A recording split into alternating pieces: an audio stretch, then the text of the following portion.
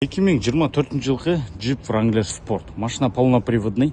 60 000 дирхамнан башталған, болғаны 6 000 ғана миль жүріп тұр. 2024 жылғы машина бір көргөзүп кетели. Арты машинаның оң тарап, сол тарап тап-таза ойдон.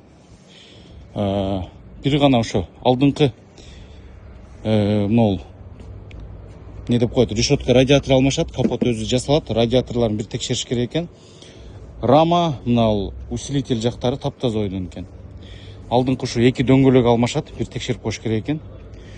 Машинанын цвети дагы чисто баягы УАЗ Виллистердин цветиндей. Лобовойдо трешинасы бар, муну алмаштырып беребиз. Бесключевой доступ бар машинада.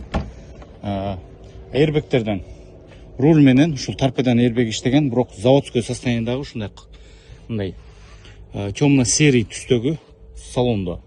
Далее подогрев сидений бар, двухзонный климат, чоң монитордо.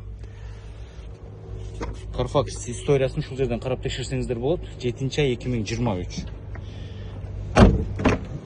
Машинанын ички состояниялары мындай айтканда заводской состояниеде экен. Съемный жесткий крыша менен. Кызыккандар болсо, кайрылы бериңиздер.